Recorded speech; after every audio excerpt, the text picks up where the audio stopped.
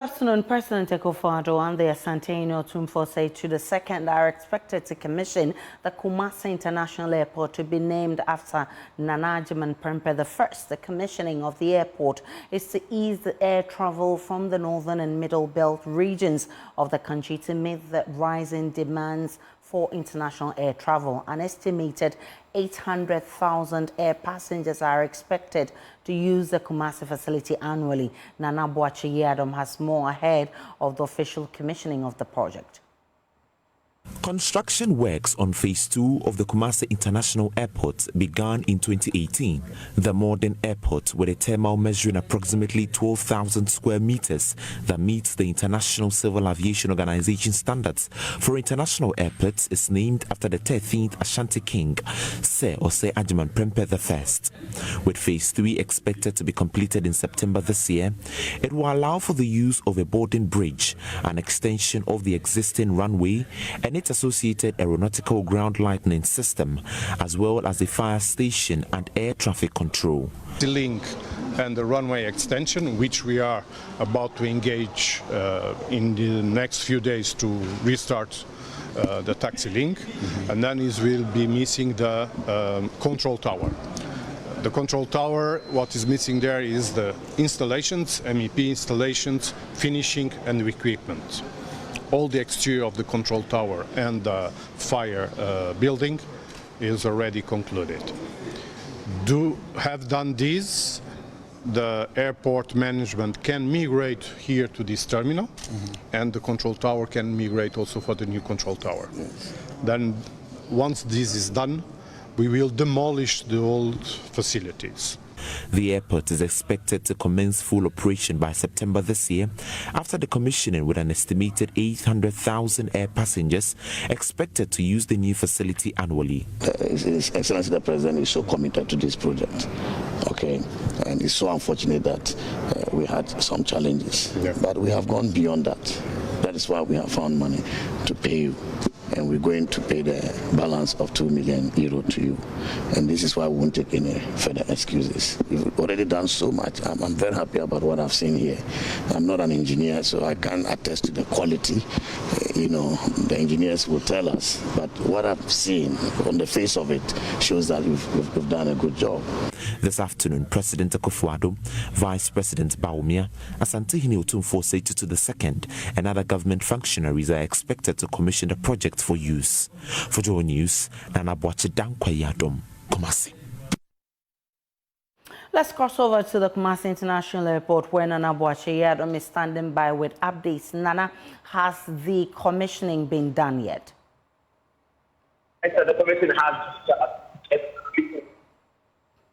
Well, I said the commission hasn't started yet. Preparations are still underway as we're expecting the President of the Republic, President Nana Akufo-Addo, the Vice President Dr. Mahmoud Bawumia, and other government functionaries, alongside Otumfuo Osei the second, to grace the occasion this very afternoon here at the Kumasi International Airport. This is the second phase being commissioned here, and also we are expecting government functionaries to be here as we await the official commissioning of the Kumasi International Airport. This is all part of the 25th anniversary celebration of the King, Asante Otumfuo Osei the second. The second phase of the Kumasi International Airport would have an estimated 800,000 air passengers who would be using this facility annually. That is according to the Transport Ministry. So you can see clearly behind me that preparation is underway as the President, the Vice President, and the Asante would lead the commissioning of this particular project this very afternoon. I have some observers here with me who are coming to monitor the commissioning of the second phase of the Kumasi International Airport. I want them to join us so that they can also share the expectations ahead of the official commissioning of this international airport. Let me say that the airport is named after the 13th occupant of the Golden Stool, Sir Nana Agyemang Prempeh, and so it would be the Nana Agyemang Prempeh, the first international airport. I have this gentleman here with me. Now we are commissioning the second phase of the Kumasi International Airport. What do you think? What benefit do you think this will bring to Ashanti region generally? Okay, thank you very much for the opportunity. My name is Kofi Boakye, and for an international airport, for me, I think it's something that even every region should have. And if now it's Ashanti region, I think it's going to go a long way to help the people of Kumasi and Ashanti region at wide. But what I want to state is that we realize that there are other regions which are actually closer to Kumasi. So even those in the Bono region, the upper west, east, the northern region, they will rather want to use the Kumasi International Airport rather than having to travel a long way back to Accra. And for me, what is spectacular in it for me is, as a KNUST student leader, I think this is also progress and comfort for our international students who come from various African and even in other international countries to Ghana here to study in KNUST. Yes, they don't have to go through the Kotoka International Airport. Now they just have to come to the Prempeh, the first international airport. And I think this is progressive development. And we are hoping that with time, every region in Ghana would actually have an international airport like this. Yes. So I think it's just progressive development, and we are all happy to witness the commissioning. All right, thank you so much. And so, Aisha, that is an observer. He's here to witness the official commissioning of the second phase of the Kumasi International Airport, the airport which will be named after the 13th occupant of the Golden Stool, said Nana Adjumani Prempeh. I must say that the construction work started somewhere around 2018 when President Akufo-Addo cut sword for its construction. And the modern airport with a thermal measuring approximately 12,000 square meters that meets International Civil Aviation Organization standards for international airports. And also this the third phase is also in progress, where it would make it fully, which would make it fully operational somewhere September. And so we have the president, the vice president, alongside the Asante Otumfuo to gracing the commissioning of the second phase of the Kumasi International Airport. The preparations are underway. Dignitaries are coming in. Party supporters are also coming in. The Transport Ministry have already said that this is going to help persons from the northern and middle belt of the country, and it is also going to boost the socio-economic development of the country and also help the Ashanti region generally, with about 55% of air travelers coming from the northern and the middle belt of the country. It is very, very much important to have an international airport situated in the Ashanti regional capital, Kumasi, and that is why we have the president and other government functionaries gracing the occasion of the commissioning of the second phase of the Kumasi International Airport. And so this is the situation here from the Ashanti region, where we are expecting President Akufo-Addo to officially commission the Kumasi International Airport. Now, Sir Nana Adjumani Prempeh, the first international airport. Over to you, Aisha. Nana Boachi, with that update. Thank you so much for bringing us the update. We are live in Kumasi. When the event starts, we'll bring you excerpts of that. Let's now get on to other stories. President of the Ghana Journalists Association, GJA, Albert Dumfor, and other leading members of the Ghana Independent Broadcasting Association, GIBA, have added their voices to the calls for a load management timetable for the country as the ongoing erratic power supply continues to bite hard on broadcasting equipment and productivity. The call comes following a power outage that rocked the Accra International Press Center on Thursday afternoon, disrupting a planned press conference for over 2 hours. My colleague Carlos Coloni has the rest of the story. Contrary to President Akufo-Addo's assurance that the era of doomsday power outages is over, many parts of Ghana continue to grapple with erratic power supply. The latest victim of this unpredictable power situation was the Ghana International Press Center in Accra. On Thursday, May 9, 2024, the Ghana Journalists Association GJA's press conference, scheduled for 1:30 p.m., was delayed by 2 hours due to a sudden power outage at the press center. The event meant to address critical issues affecting the media fraternity and to provide an update on Farouk Mahama and Hawa Kumson's media blackout, initiated by GJA after supposed assault on some journalists, left journalists and media personnel frustrated and stranded for hours. Speaking at the press conference, GJA President Albert Dumfor urged the government to double its efforts in finding a lasting solution to the power crisis as it threatens the job security of journalists. Another trend that gives cause for concern is the ongoing energy crisis, which is having a toll on the finances and operations of the media, particularly the broadcast media. The government should double its effort to restore stability in power supply to avert the closure of broadcast stations and consequent loss of jobs. We know it is affecting us in so many ways, affecting productivity, even having a toll on the economic condition of journalists. In recent time, when we look at the recent report from the Reporters Without Borders, the indice or the indicator, which was recently included about 3-4 years ago, being the economic indicator, has really affected Ghana negatively, and that has pushed Ghana to the bottom of the radar. We keep sinking on the ranking due to this economic indicator. On his part, President of the Ghana Independent Broadcasting Association, GIBA, Cecil Sunkwamil, said the unplanned power cuts are damaging broadcasting equipment and causing loss of revenue, hence the need for a power shedding timetable. I know we were late, and we're late because of some key issue which is affecting broadcasters too. Okay, besides the message we have, and that is the unplanned power cuts. That is how I want to call it. We've had a number of media organizations, we have received complaints. We've had disruption of broadcasting services, inability to meet deadlines, damage to equipment, and loss of revenue to some of the stations. And we know that they have quite difficult times.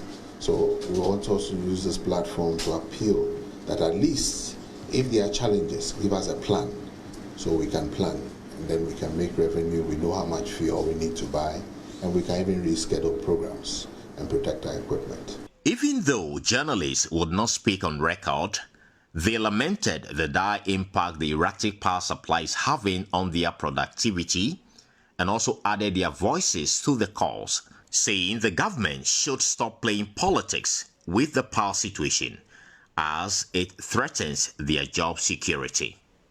From Accra International Press Center, Carlos Caloni for JoyNews. The public sector is bursting, it seems, and cannot be relied upon to provide the employment needs for the people. That's according to Senior Presidential Advisor Osafo Mafo. Mr. Osafo Mafo says unemployment is now the biggest problem of the country and requires innovative approaches from both the public and private sectors to deal with the menace.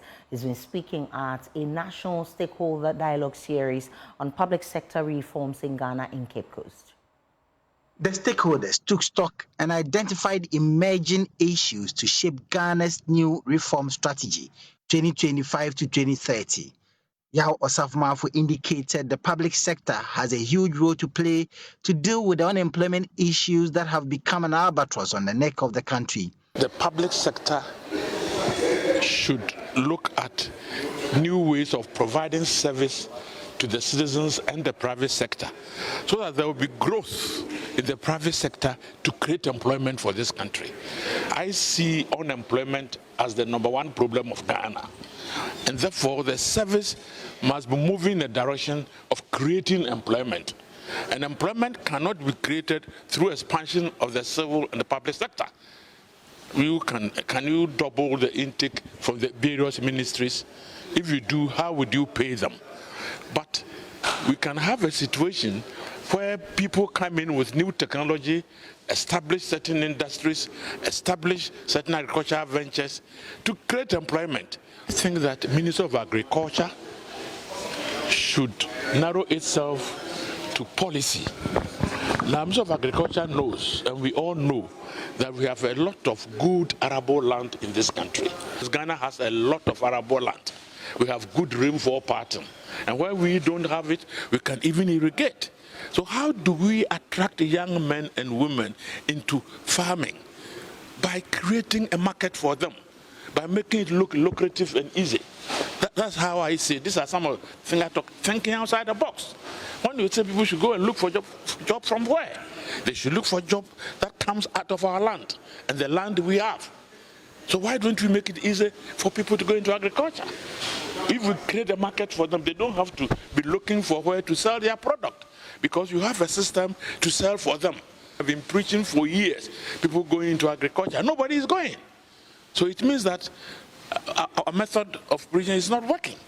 So let's think outside the box. Let's create a situation to make it easy for young graduates like some of you to get into farming. Head of the Local Government Service, Dr. Nana Tuata, underscored the need for both sectors to collaborate to engineer growth and development. If we want to assign a specific activity for an entity, let's make sure that it is that entity that is undertaking that assignment, not that same entities are doing the same things, and of course, cost becomes more, there's competition and all those things. It will be difficult for us to actually deliver the efficient, effective public service that we want to do. Head of Civil Service, Dr. Evans Agredakun, says even though the Fourth Republic has seen an astronomical growth in Ghana, there is more to be done to improve the socio-economic conditions in the country. We've made tremendous progress under the Fourth Republic than any of the republics that we've had. I mean, check the number of people, the women who have gone to school. We have more women educated today than ever before in the history of this country. Look at access to water, look at access to roads. Even though we still have problems, it doesn't mean we have not made progress. What we are saying is that we deserve better. That is what it is, that we are institutionalizing reforms. And for me, that is an admission that there's something good can always be done.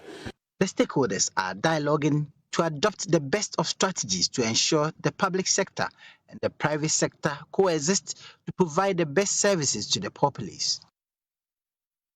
Over 185 of the 200 housing units being constructed for public servants in the Ashanti region are nearing completion. The units are to replace existing bungalows on lands reverted and released to the Asante through an executive instrument. Ashanti Regional Minister Simon Osei-Mensah expects the homes to be ready for occupancy by the end of this year. Nana Ojima toured the construction sites with the Regional Coordinating Council and has filed this report.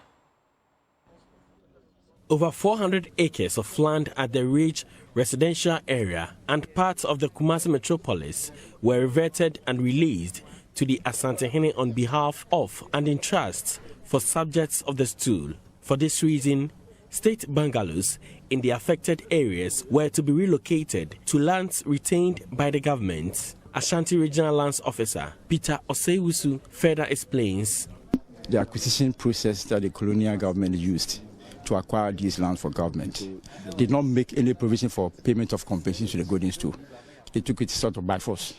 So His Majesty made a legitimate appeal that some of these lands should be returned to him. But he should have taken all because compensation was not paid. The government decided that we should keep half and then give half to His Majesty. But as you know, the area that was ceded to His Majesty has government bungalows, and we needed to relocate all these bungalows to the section that was retained by government.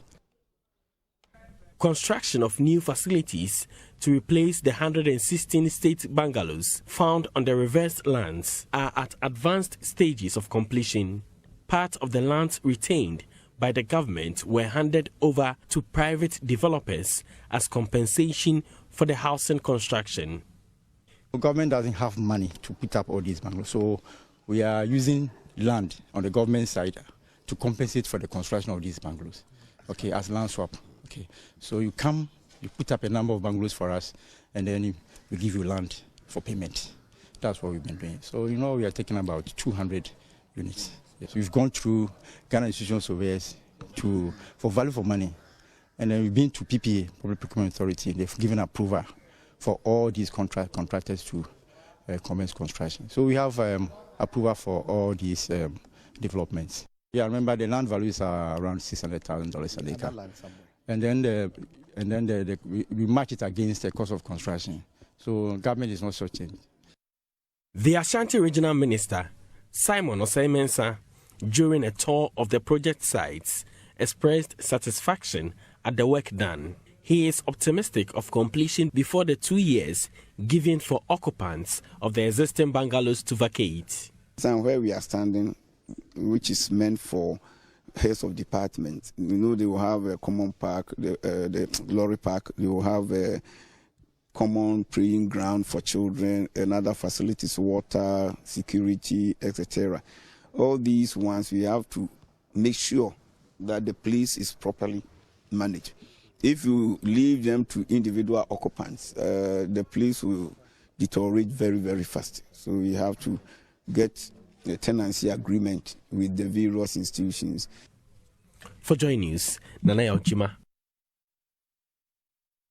1 week after the majority in Parliament requested an emergency sitting of Parliament, Speaker of Parliament Alban Bagbin is yet to reconvene the House. Sources within the majority are alleging the Speaker may be breaching the Constitution and the standing orders of the House. The Constitution and standing orders of the House provides, notwithstanding any other provision of this Article 15% of members of Parliament may request a meeting of Parliament, and the Speaker shall, within 7 days after the receipt of the request, summon Parliament. That's Article 1123 of the 1992 Constitution. It further states in other provisions that that's Order 53 of the Standing Orders of Parliament, despite any other provision, 15% of members of Parliament may request a meeting of Parliament, and the Speaker shall, within 7 days after the receipt of the request, summon Parliament.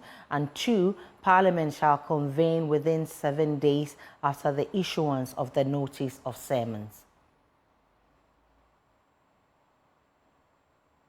Well, Roxanne Nelson Dafiamepo, who is MP for South Dai and member of the Constitutional, Legal and Parliamentary Affairs Committee of Parliament, says the Speaker hasn't breached any provision of the Constitution nor the standing orders of Parliament. In the absence of the Speaker, we have the first Deputy Speaker who will act. In the absence of the first Deputy Speaker, the second Deputy Speaker will act. Is the majority leader saying that in the absence of the Speaker, nobody can act? The first Deputy Speaker is a member of Parliament on the ticket of the NPP.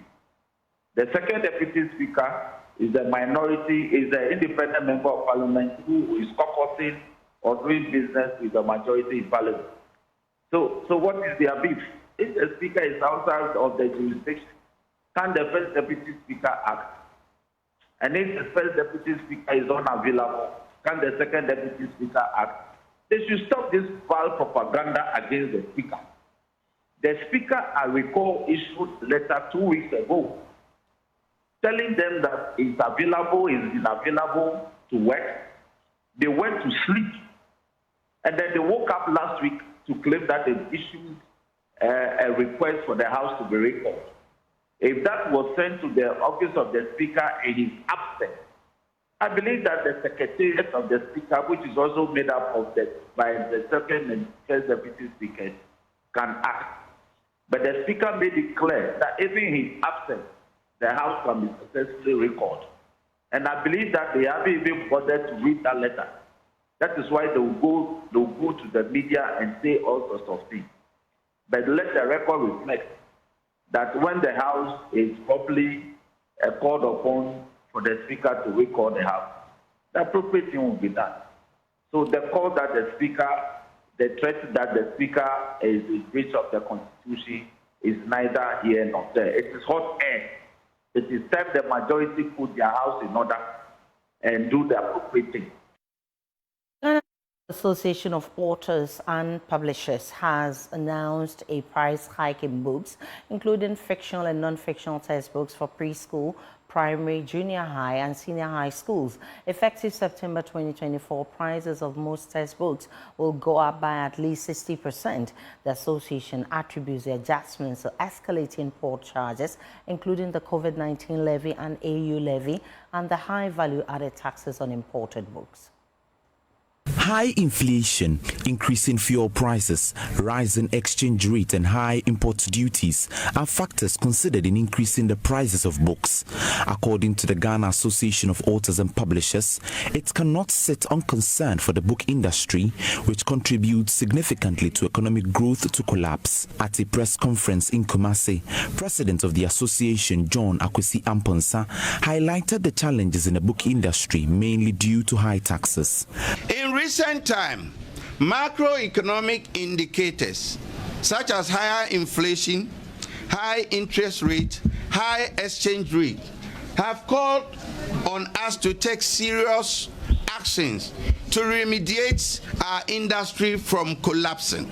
government, directly or indirectly, in its bid to avoid higher importation of books, has come up with several elements within the documents we have. This is a trade document. If you go to the port today to clear 140-footer container, something that is already stated to us that no port duties because of Florence Agreement, you end up paying about 290,000 Ghana cedis to clear books for kindergarten, to clear books for crèche, to clear books for primary schools. Mr. Frimpong says the industry players are not enthused with the hikes in the prices of books. From September 2024, primary school textbooks selling between 50 and 60 Ghana cedis will see a significant increase to 80 Ghana cedis, while books for junior high and senior high schools currently sold at 50 to 80 Ghana cedis will increase to 80 and 180 Ghana cedis. The publishers are urging the government to withdraw taxes imposed on imported books. From September, credit for bulk purchases in exceptional cases shall not extend beyond 40 days from the time of purchase and delivery at a discount of 10%. Again, we also want to make a passionate appeal to government that this is phase one of our reaction to prices. Phase one. Phase two is just at the corner. We are pleading with the government. We know he has the strongest arm, but we are pleading with him to do something about the VAT that he has recently introduced on books. For Joy News, Nana Boache Dankwa Yadom, Kumasi. Let's now get to the Upper West region, where Municipal Chief Executive for Wa Isahako Tahiru Mumin says a construction of an irrigation of Query will improve the living standards of the people in the area. The 19 million Ghana cedis irrigation project, which is funded by the Ghana Irrigation Development Authority and the Government of Ghana, will provide employment for 5,000 people in the enclave. Unlike other field irrigation projects, he assured the people the latest irrigation project will be successful. JoyNews' Upper West Regional correspondent Rafiq Salam has more. Unlike their counterparts from the southern Gulf of the country, where they have 2 rainy seasons and are able to do all year-round farming, the situation in the northern belt is quite different. They depend on 1 rainy season, which lasts about 5 months, and a drought that lasts for about 7 months. More than 60% of the people in the enclave are farmers and sometimes are unable to have a successful farming season as a result of the erratic rainfall pattern. Government, in its bid to address the concerns of farmers in the area, included the construction of irrigation dams on the second phase of the Planting for Food and Jobs program. One of the beneficial communities in the Upper West region is Perehi, located in the Wa municipality. Wa municipal chief executive Isahako Tahiru Mumin explains the motive behind the siting of the project at Perehi. And then we have realized that augmenting the phase 2 with availability of water in the various communities is key for the success of the Planting for Food and Jobs phase 2. And I think that is why today we represented the government of His Excellency Nana Addo Dankwa Akufo-Addo and Dr. Alhaji Mahmoud Bawumia to come here this afternoon to hand over sites for the construction of an irrigation dam. It is an 18-month project and awarded to Mokolam Ghana Limited. Yes, the contract sum is 19 million Ghana cedis. It's a big project.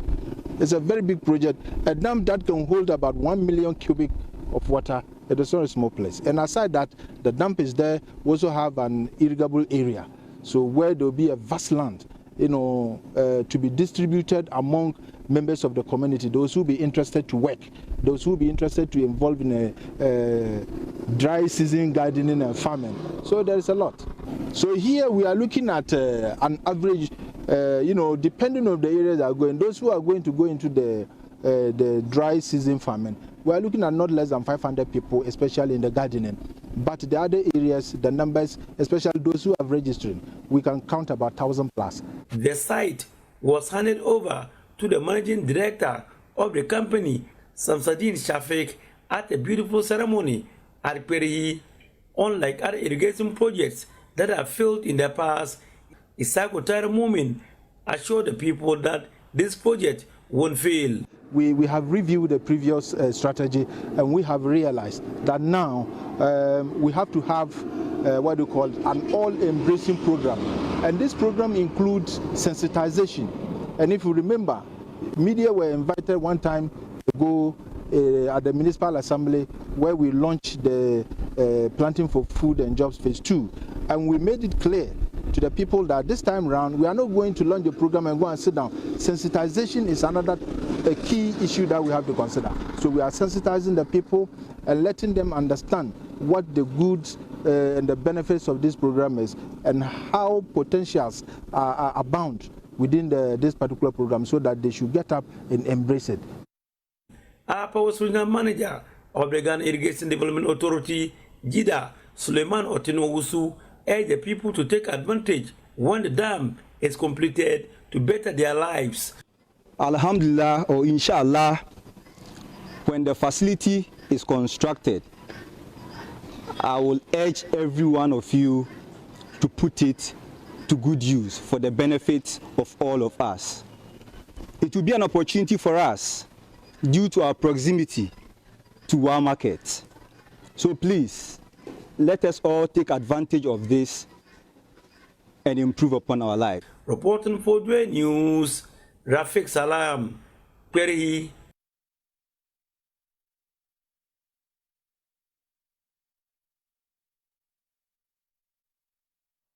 We're still live on JoyNews Today. Let's take a break. When we return, we'll bring you the very latest coming from the world of business. Good afternoon to you. Warm welcome to the business segment on JoyNews Today with me, Pius Kojo Baka. Government has reiterated its commitment to promoting digital health policies to cushion startups in the healthcare system. Speaking at the inaugural ceremony of the West Africa Pharma Healthcare Expo and Conference, Minister of Health designate Dr. Bernard Okoboy indicated that their digitalization agenda has led to a 30% increase in access to healthcare in rural areas. Hence, government will continue to invest in digital health.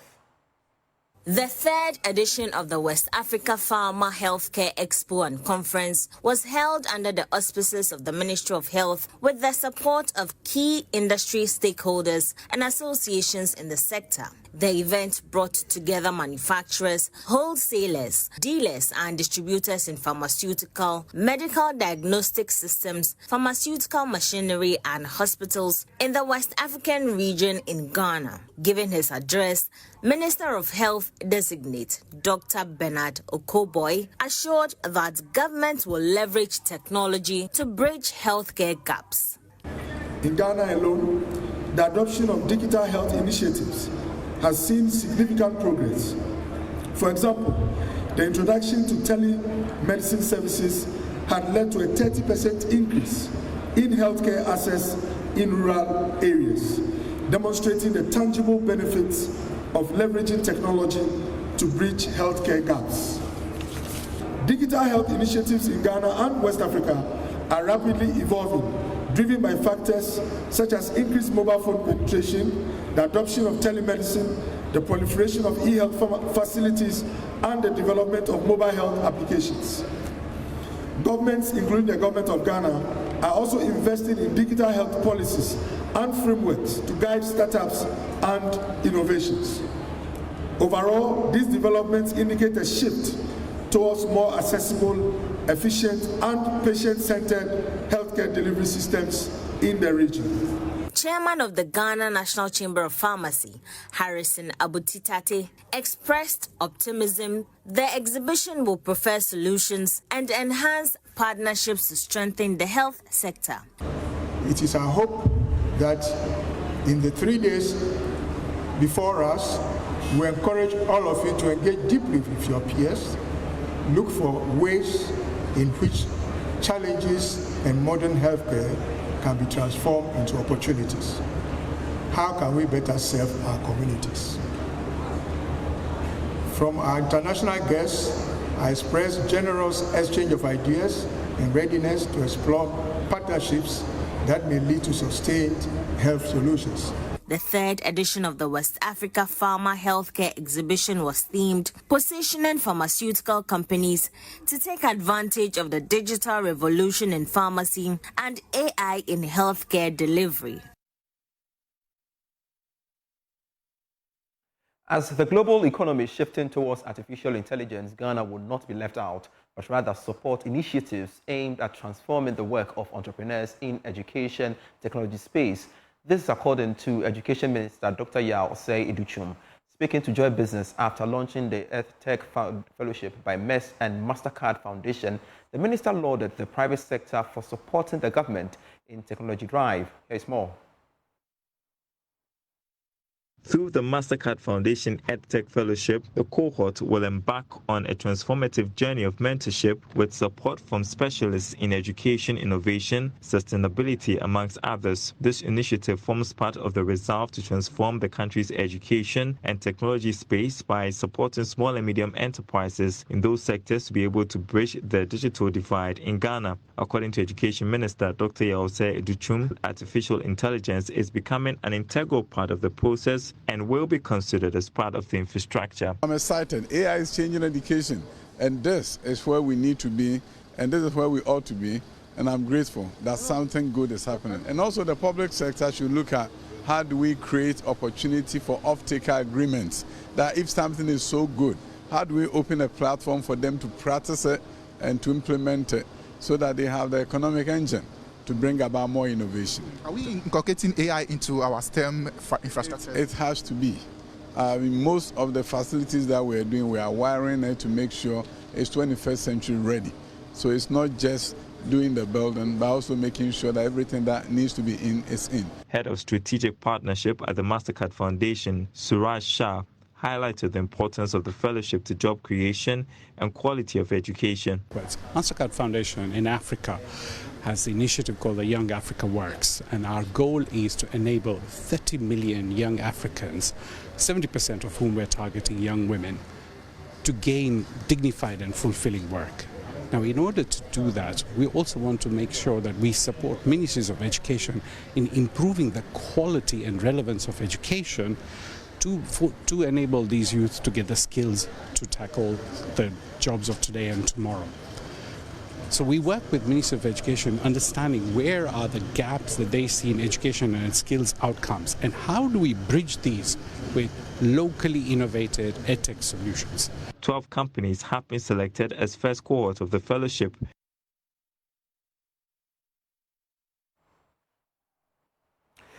That's it for business. For more stories, you do log on to myjoyonline.com/business great stories there. Sports is next.